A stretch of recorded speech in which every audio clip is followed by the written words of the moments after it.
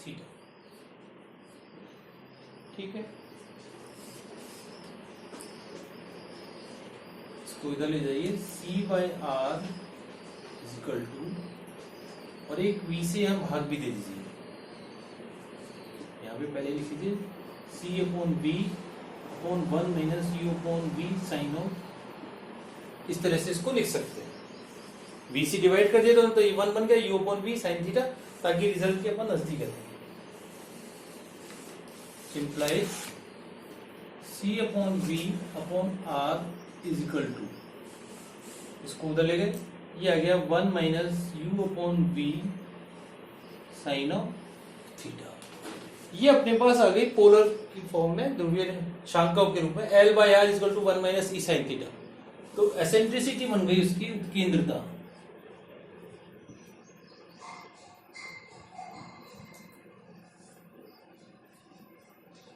U/V, यही आपको सिद्ध करना है।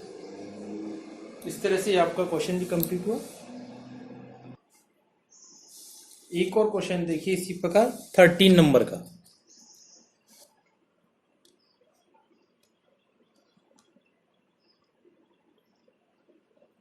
थर्टीन नंबर का क्वेश्चन देखिए,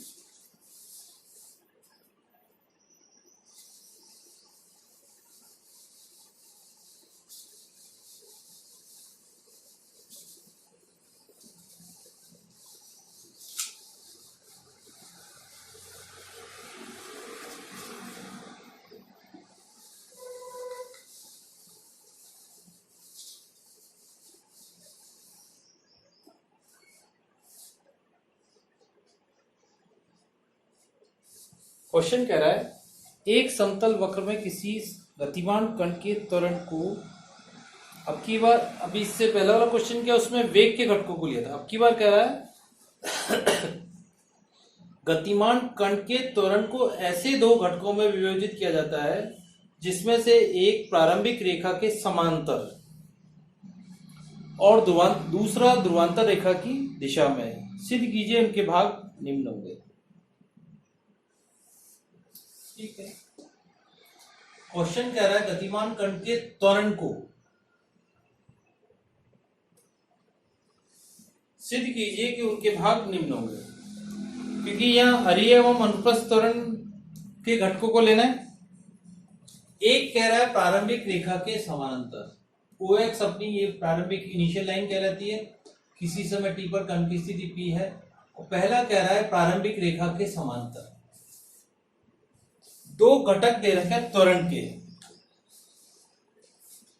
माना त्वरण के दो घटक R तथा F है।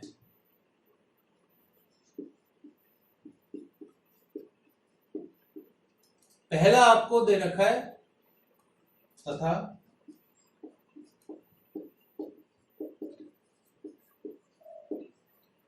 पहला घटक दिया हुआ है आपको प्रारंभिक रेखा के समांतर, रेखा के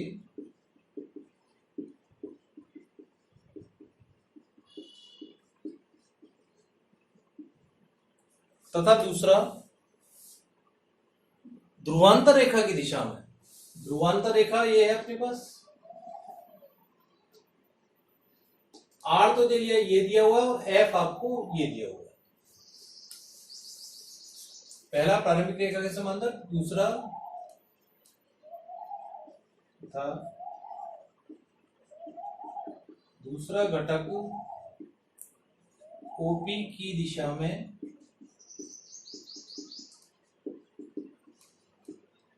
F है।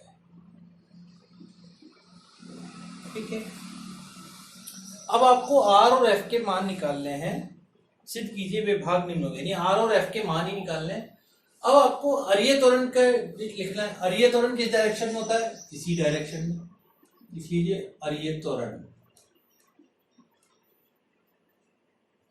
और अनुप्रस्थ त्वरण है इसके ठीक लंबवत। सॉरी, अरीय त्वरण कहाँ है? यहां पर। यहाँ तो आपको आर दिया हुआ है खाली, ये आपकी अरियर है,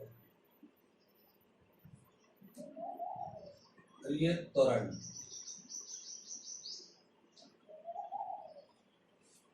और ये कहलाती है अनुप्रस्थ त्वरण।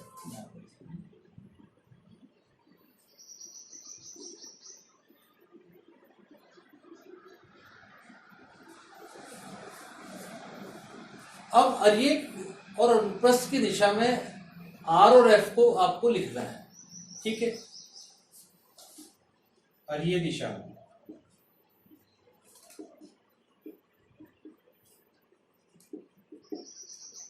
अरियर दिशा में त्वरण होता है R double dot minus R theta dot का स्क्वायर,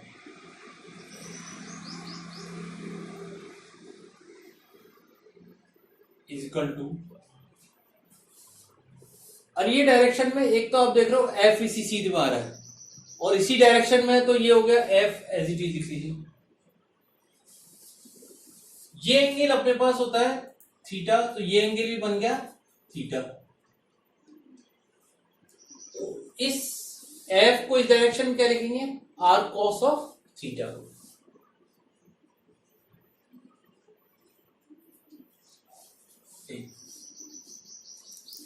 अब आपको आर और एफ के मान निकालना है, लेकिन एक समीकरण से आप देख रहे हो अभी नहीं निकाल पाएंगे, दूसरी समीकरण में लिख लीजिए अनुप्रस्थ दिशा में।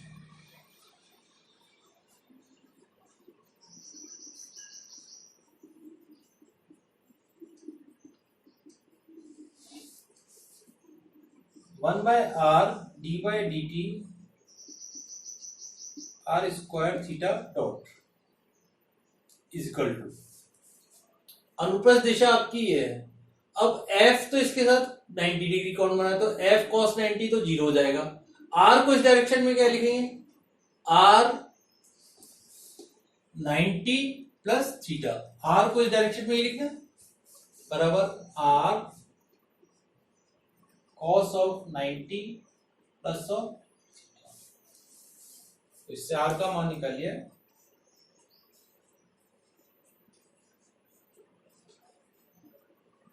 आर स्क्वायर थीटा डॉट को लिख सकते हैं D theta by D T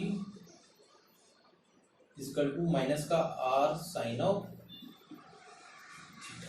इससे कैपिटल आर का मान निकाल लीजिए, which implies capital R is equal to minus 1 by R sine, यहां के ऊपर कोसेक बन जाएगा, कोसेक थीटा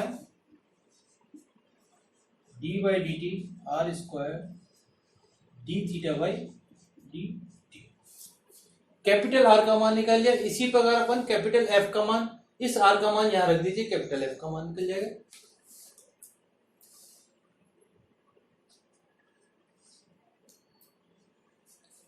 दो का मान समीकरण एक में, कैपिटल आर का मान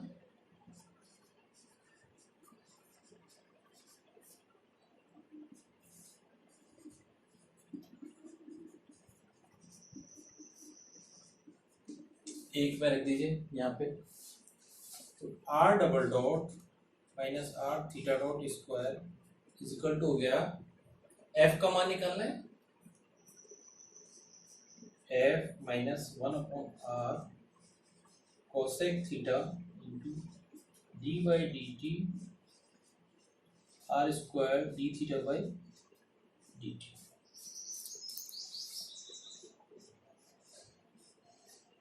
एफ का मान अपन निकाल सकते, इस प्रकार से अपन एफ का मान निकाल सकते हैं। इसको उधर ले जाइए, ये आपका रिजल्ट आ जाएगा।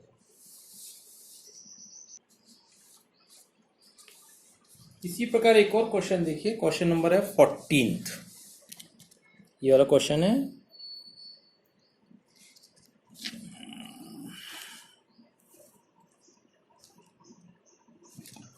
एक सीधा व चिकना ट्यूब अपने एक स्थिर सिरे के सापेक्ष एक समान कोणीय वेग ओमेगा से किसी क्षैतिज तल में घूमता है। यदि शून्य समय पर इसके अंदर एक कण स्थिर बिंदु ए से ए दूरी पर है तथा ट्यूब के सारे v वेग से चल रहा है,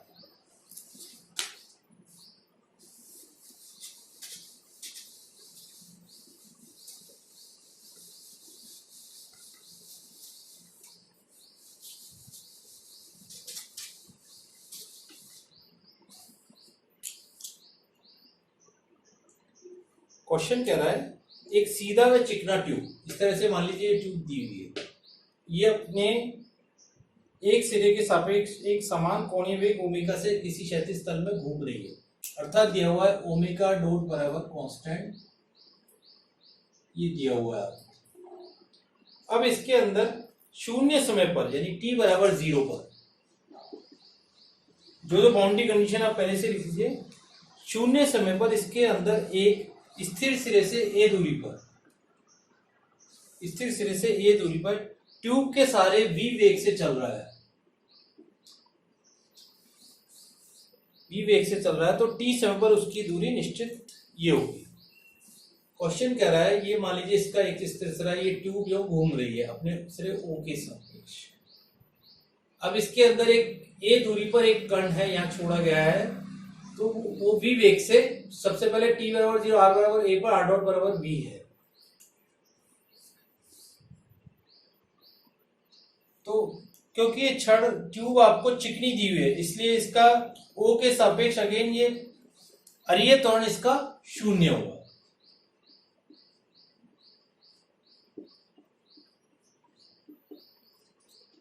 r double dot minus question ये आपका है 14, r double dot minus r theta dot का स्क्वायर बराबर दिया हुआ आपको 0, थीटा डॉट बराबर ओमेगा ले लीजिए, तो इसको लिख लिया d2r बाई dt2, जैसा भी एक क्वेश्चन कहता है उसी के आधार पे क्वेश्चन है, सॉल्व क्वेश्चन कहता है D square minus omega square into r बराबर 0, क्योंकि रिजल्ट अगेन ओमेगा के रूप में है तो इसका CF लिखेंगे,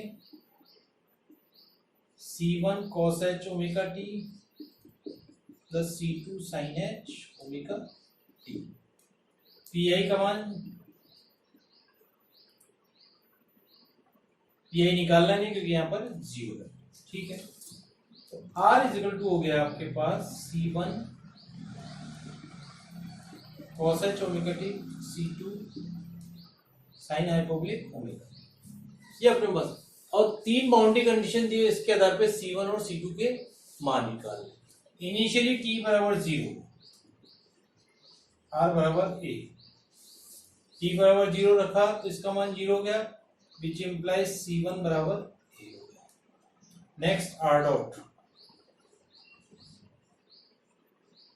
C1 omega sin h omega t plus C2 omega cos hyperbolic omega t बराबर 0 पर r डॉट बराबर v है,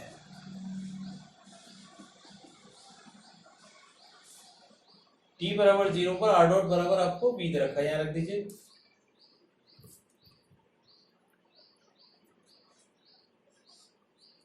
C1 की वैल्यू ये तो पूरा 0 हो जाएगा क्योंकि t बराबर 0, इसकी वैल्यू आ जाएगी C2 ओमेगा,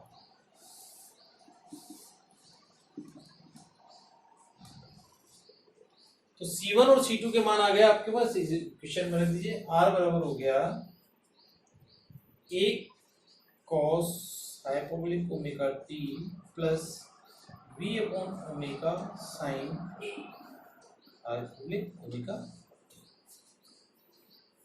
इस तरह से ये अपनी फर्स्ट एक्सरसाइज के इंपॉर्टेंट सॉल्व क्वेश्चन और अनसॉल्व क्वेश्चन मैक्सिमम हो गए हैं आपके।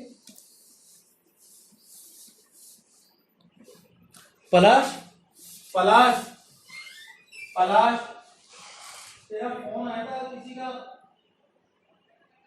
मैंने तो काट दिया, जल्दी आके देख ले, देखना तो मैंने रोक रखा है 1 मिनट।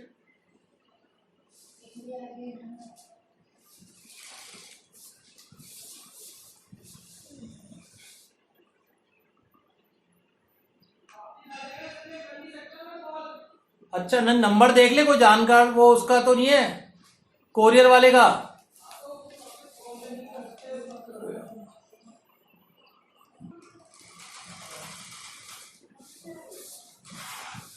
अब आपको परिणामी त्वरण निकालना, सबसे पहले परिणामी त्वरण का इसका स्क्वायर प्लस अनुप्रस्थ त्वरण का स्क्वायर का अंडर रूट।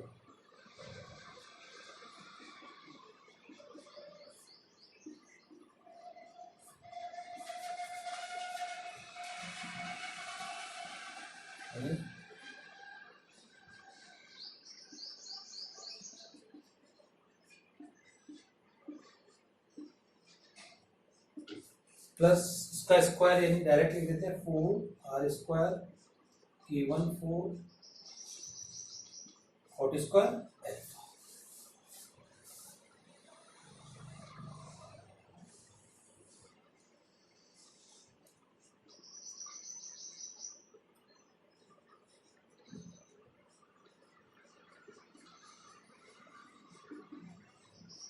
माइनस का 2 कॉट स्क्वायर अल्फा प्लस 4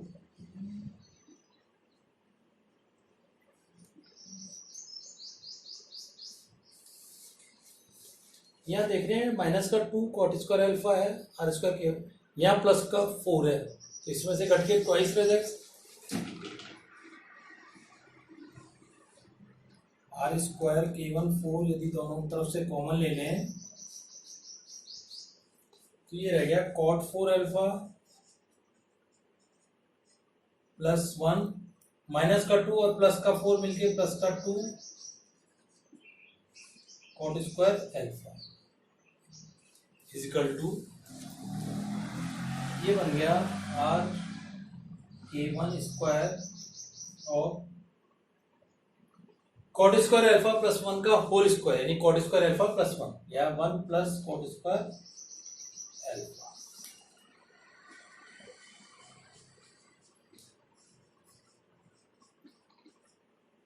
तो परिणामी त्वरण प्रोपोर्शनल टू आर, k1 भी कांस्टेंट है अल्फा भी सब कांस्टेंट है तो अपन कह सकते हैं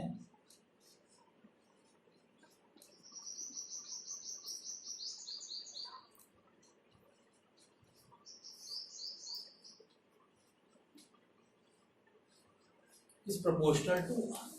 अब आपको परिणामी त्वरण की दिशा भी निकालनी है। परिणामी त्वरण की दिशा यानी अपन ने फाई एंगल मान लिया है, टेंजेंट फाई बराबर हो गया अनुप्रस्थ त्वरण अपॉन हरीय त्वरण का मान। इससे अपन निकालेंगे कि फाई का मान 2 अल्फा आ रहा है नहीं आ रहा, चेक करेंगे।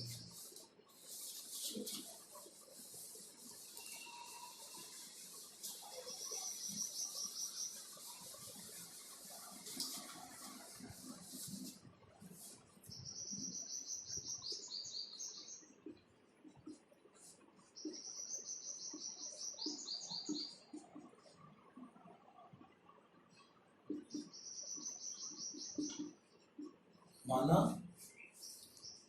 ओपी के साथ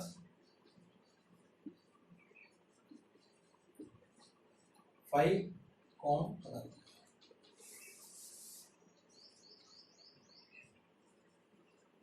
tangent phi is equal to हो गया अनुप्रस्थ त्वरण बटे हरीय त्वरण का मान 2r k1 square cot of alpha upon r k1 square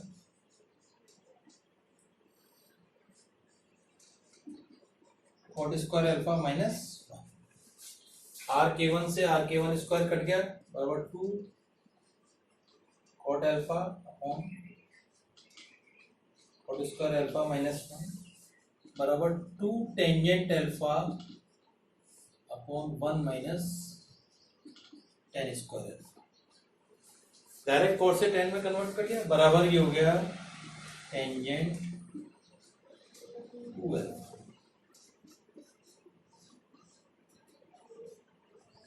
which implies 5 बराबर 2 अल्फा। इसका मान 2 अल्फा आ गया। जब ये एंगल अल्फा है तो ये एंगल भी आपके पास अल्फा आ जाएगा। अतः अपन कह सकते हैं कि परिणामी त्वरण की दिशा P पर स्पर्श रेखा से वही अचर कोण बनाती है जो OP उस स्पर्श रेखा से बनाती है। OP इस स्पर्श रेखा से अल्फा बना रही है तो ये एंगल भी अल्फा होगा। यही आपको सिद्ध करना है।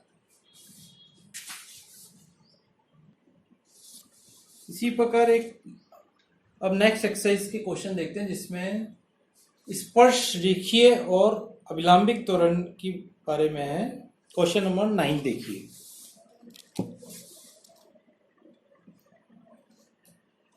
नाइन्थ क्वेश्चन है, एक कण एक समतल वक्र में इस प्रकार गति कर रहा है।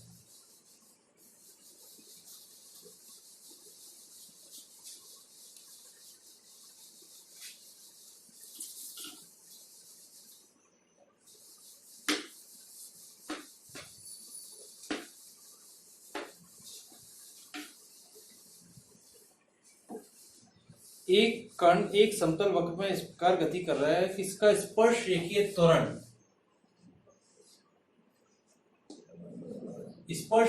होता है d2s/dt2 इजिकल टू दे रखा है आपको कांस्टेंट अचल रहता है, यानी इसको मान लीजिए c1 ये दिया हुआ है, एवं इसके स्पर्श रेखीय वेग का परिमाण तथा विलंबित त्वरण का अनुपात अचल रहता है। स्पर्श रेखीय वेग होता है ds/dt बटे अविलंबित त्वरण v²/ρ का अनुपात अचल रहता है बराबर कांस्टेंट आपको दिया हुआ c, ये आपको दो दिया हुआ। तो कण के पथ का समीकरण निम्न होगा, ये आपको सिद्ध करना है। सबसे पहले इसको लिख लीजिए, ds/dt को भी v लिख सकते हैं, v/v²/ρ c2 और v से v भी कट गया, तो हो गया ds/dψ और ds/dt बराबर c2 which implies dψ/dt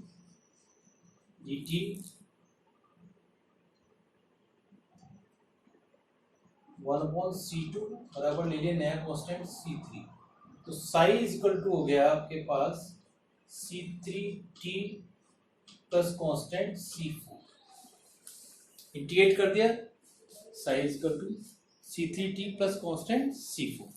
अब यहाँ पे आ जाइए, अगेन इसको लिख सकते हैं dv/dt इक्वल टू c1 या v इक्वल टू लिख सकते हो c1t प्लस c5 कांस्टेंट और ds/dt बराबर हो गया c1 t²/2 plus c5t plus c6। ठीक है,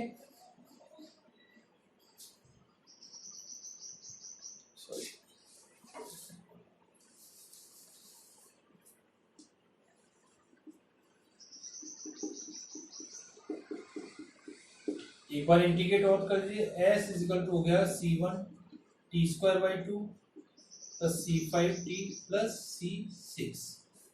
अब आपको t की वैल्यू यहाँ रखनी है इन टर्म्स ऑफ साइन, और